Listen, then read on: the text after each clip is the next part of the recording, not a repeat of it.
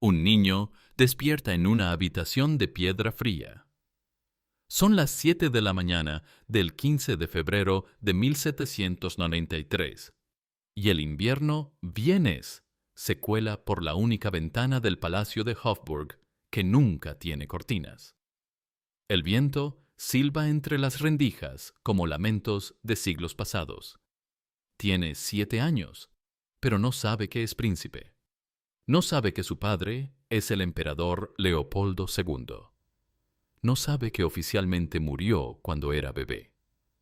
Solo sabe que cada mañana espera un desayuno que siempre llega tibio, preparado por manos que tiemblan al servirlo. Ferdinand, porque ese es su nombre, aunque nadie se lo ha dicho nunca. Cuenta las grietas del techo mientras escucha pasos en el corredor que nunca se detienen en su puerta. Sus dedos dibujan formas en el aire, patrones que entiende pero que nadie le enseñó. Su sonrisa es pura, completa, devastadoramente humana. No es defectuoso, no es un error. Pero en una dinastía donde la sangre debe ser perfecta, donde el derecho divino exige cuerpos sin falla, él es lo impensable. Un Habsburgo diferente. Un secreto que respira, que siente, que existe en el limbo entre la vida y la negación oficial. Y no está solo. A esa misma hora, en Lisboa, una niña canta en latín palabras que no comprende. En Copenhague, un adolescente arregla conchas marinas en patrones infinitos. En San Petersburgo, una joven teje bufandas para muñecas que nunca tuvo. Sus voces forman un coro silencioso que atraviesa fronteras. Todos tienen algo en común. Nacieron en los palacios más poderosos de Europa, pero viven como fantasmas de sus propias familias. Esta es la historia de los príncipes que fueron borrados no por la muerte, sino por la vergüenza. Los herederos cuya única culpa fue nacer diferentes, en un mundo que confundía perfección con poder. Para entender cómo llegaron a ser secretos vivientes en sus propias casas, hay que entender, primero, qué significaba la pureza en las cortes, donde se decidía el destino del mundo. La obsesión comenzó antes de que nacieran.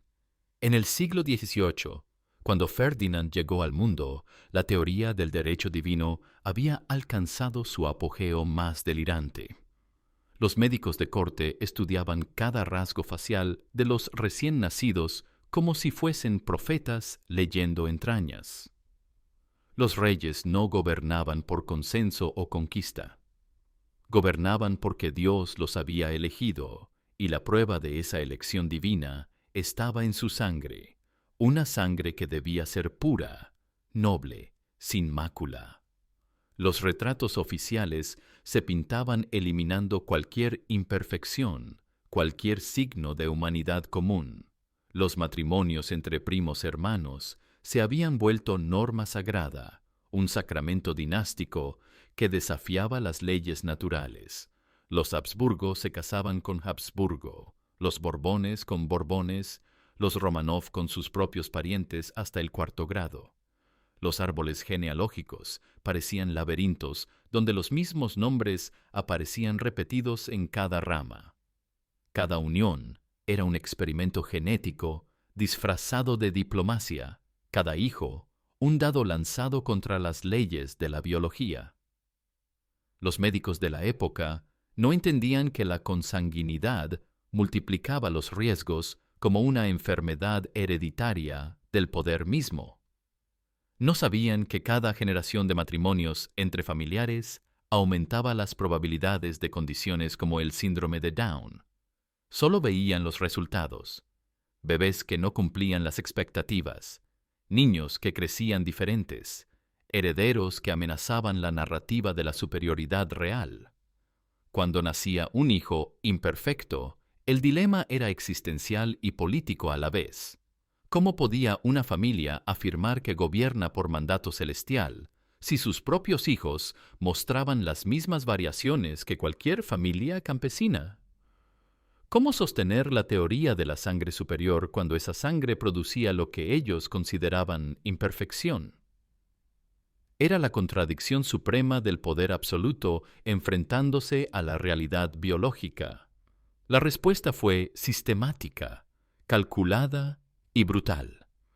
Hacer que esos niños desaparecieran de la historia oficial como si nunca hubieran respirado. Dicen que el cuerpo no miente, y los cuerpos de estos niños contaban una historia que las dinastías no querían que nadie leyera. Desde el momento del nacimiento, cuando los médicos susurraban diagnósticos en códigos, se activaba una maquinaria de encubrimiento que convertía la paternidad en teatro político. El primer paso era el silencio médico. Los doctores de corte firmaban juramentos especiales, más severos que el secreto profesional común. Desarrollaron un lenguaje cifrado para documentar estas condiciones: debilidad constitucional, temperamento melancólico, disposición contemplativa. Las madres eran sedadas durante semanas, mientras se decidía el destino del recién nacido. Si la decisión era el ocultamiento total, se ejecutaba con precisión quirúrgica. El niño era declarado muerto oficialmente, su lugar en la línea sucesoria ocupado por el siguiente hermano. Se celebraban funerales con ataúdes vacíos o llenos de muñecos de cera. Los retratos familiares se pintaban sin incluirlos. Los registros genealógicos los borraban como si nunca hubieran existido. Pero estos niños seguían vivos, respirando, creciendo en habitaciones que no aparecían en ningún mapa oficial del palacio. Torres medievales reconvertidas en habitaciones, alas enteras clausuradas por reparaciones que duraban décadas. Conventos remotos donde monjas confundidas cuidaban a huérfanos nobles cuya identidad nunca conocieron. La infanta María Francisca de Portugal vivió 11 años en el convento de Santos o Novo. Las monjas creían que era una noble empobrecida, hija de algún aristócrata caído en desgracia. Cada mañana ayudaba en la huerta, cantaba en el coro, dormía en una celda que era más habitación que prisión, pero nunca supo que su padre, João V, era rey, que tenía hermanos que aprendían a gobernar mientras ella aprendía a bordar. El príncipe Gustav de Dinamarca pasó 30 años viajando por su salud. Los comunicados oficiales informaban de sus traslados constantes a balnearios suizos, casas de reposo en los Alpes, tratamientos termales en Alemania. La realidad era que se movía entre granjas reales remotas, cuidado por familias campesinas que recibían salarios extraordinarios por su silencio. Sus cuerpos no les pertenecían. Nunca les pertenecieron. Desde antes de nacer, eran propiedades dinásticas, inversiones genéticas que podían ser liquidadas si no producían los dividendos esperados.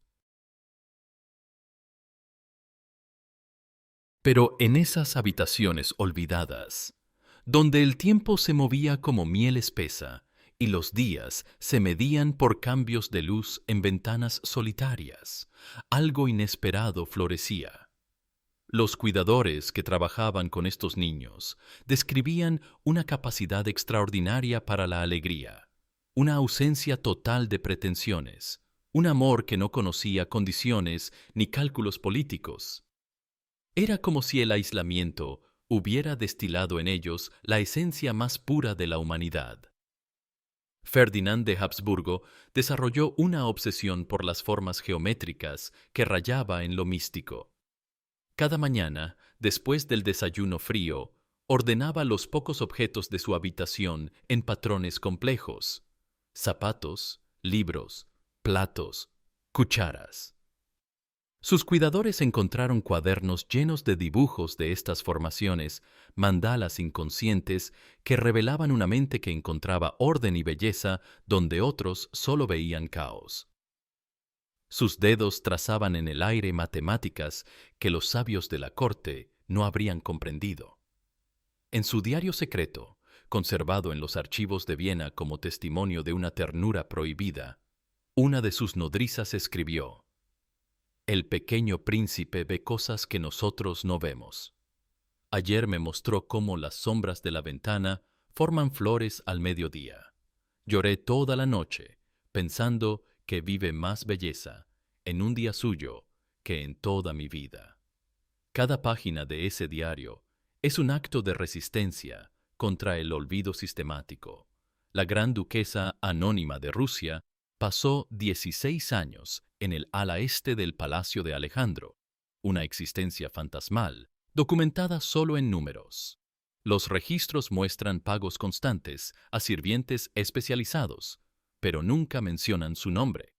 Solo existe en facturas, manutención de residente especial, ropas para niña del ala este, materiales de arte para ocupante permanente.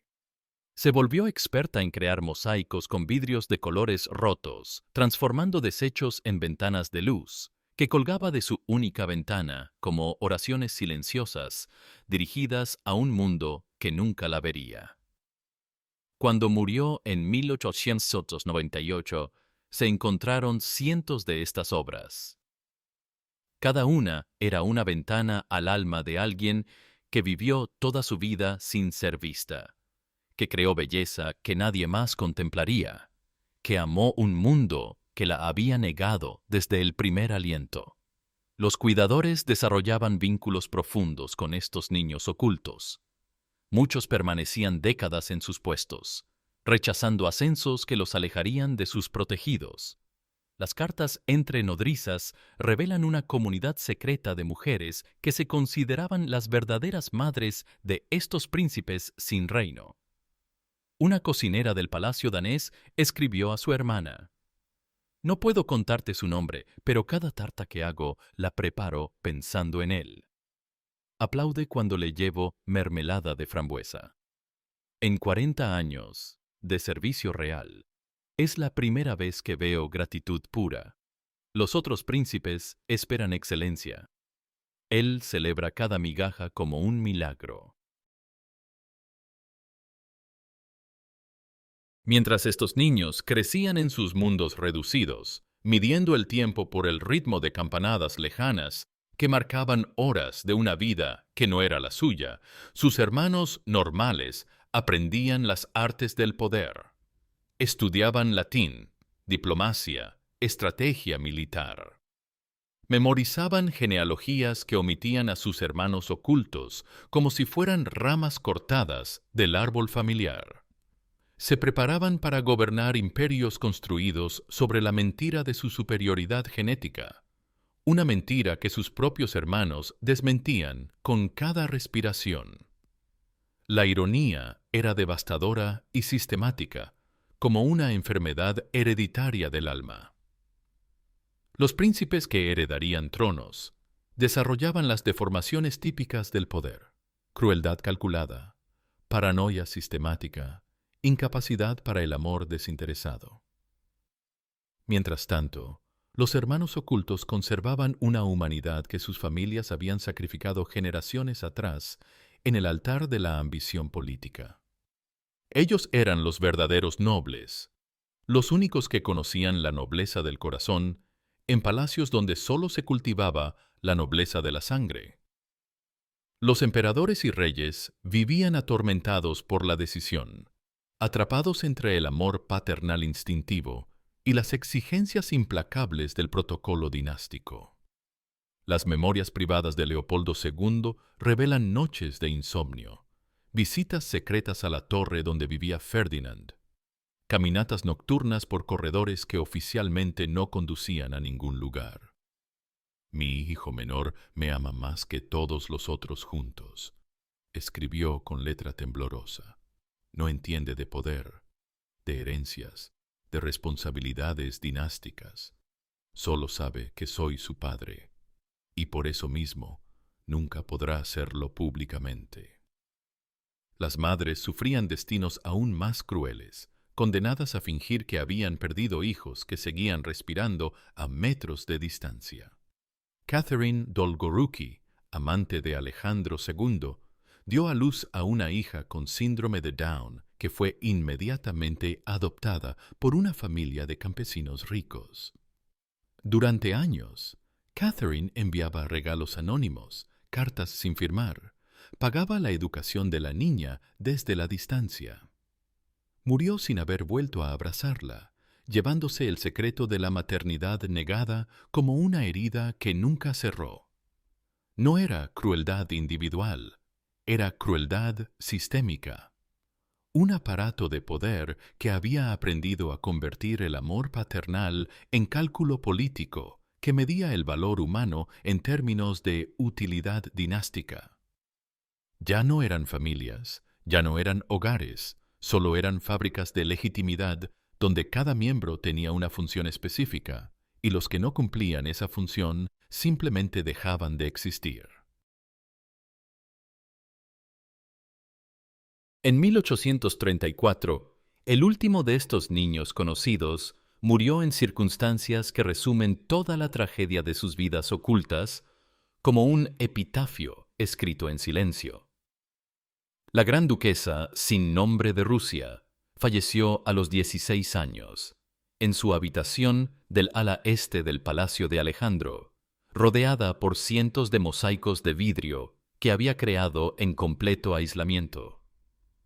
Su muerte llegó como llegan todas las muertes de los olvidados, sin testigos oficiales, sin registros detallados, sin el reconocimiento que merecía una vida de creación silenciosa.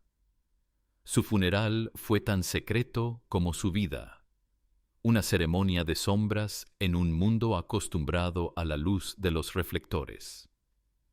No hubo campanas, no hubo cortejo, no hubo luto oficial.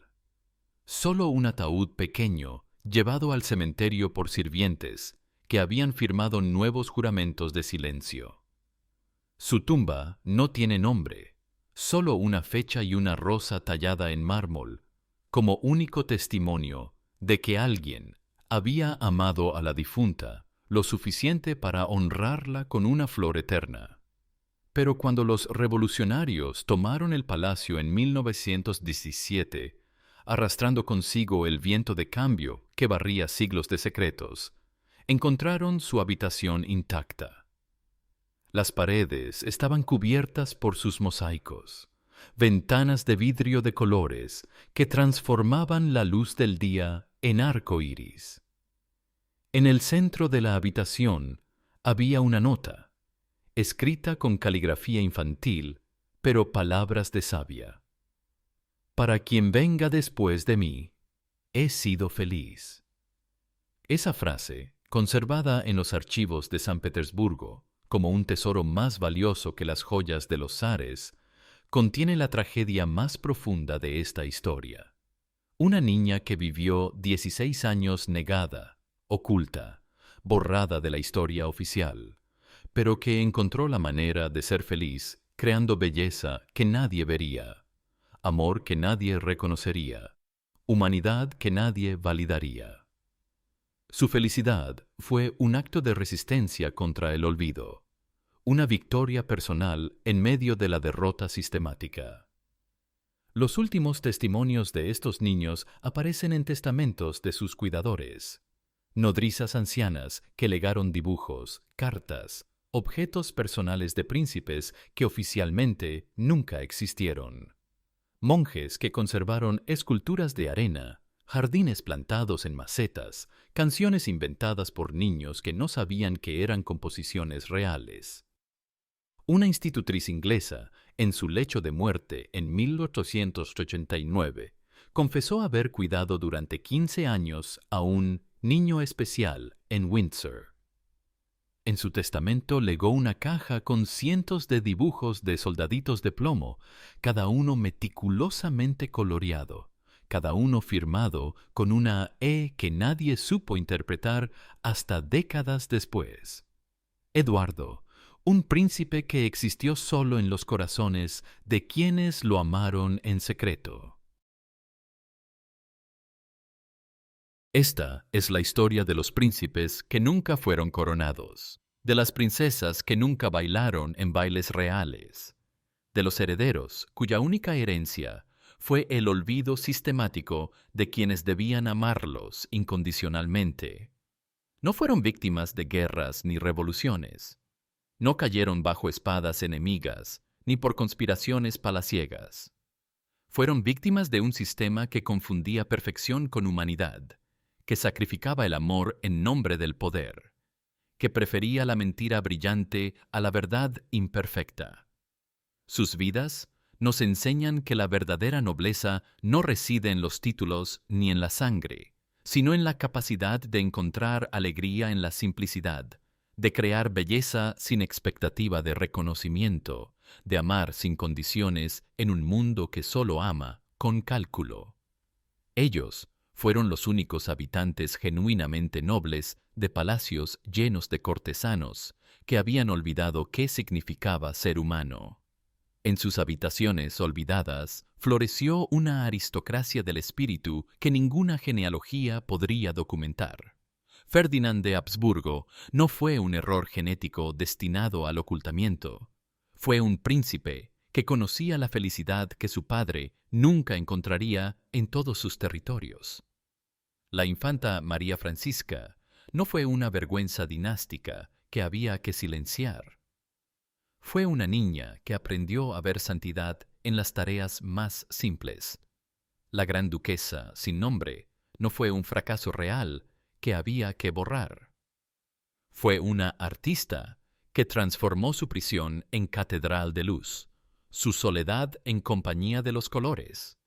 Así mueren los imperios verdaderos, no con guerras ni revoluciones, sino cuando los poderosos pierden la capacidad de reconocer la humanidad en sus propios hijos, cuando confunden fortaleza con crueldad, cuando prefieren la mentira perfecta a la verdad imperfecta, cuando olvidan que el poder sin amor es solo tiranía disfrazada de protocolo y que la sangre sin compasión es solo agua roja que se seca con el tiempo. Y aún hoy, siglos después, cuando la ciencia nos permite detectar diferencias antes del nacimiento, estas historias resuenan con urgencia terrible, porque el síndrome de Down ya no se oculta en torres, pero la tentación de medir el valor humano en términos de capacidad o productividad sigue viva en nuestras sociedades.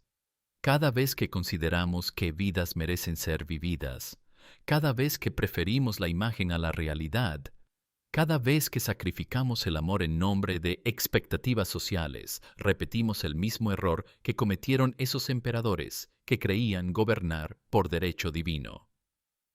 Los niños reales ocultos nos dejaron un legado más valioso que cualquier corona: la certeza de que la humanidad verdadera no se hereda, se elige.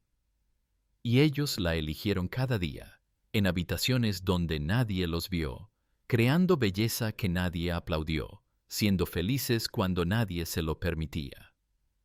Porque hay príncipes que gobiernan imperios y hay príncipes que transforman una habitación fría en un reino de amor. Los primeros son recordados en libros de historia.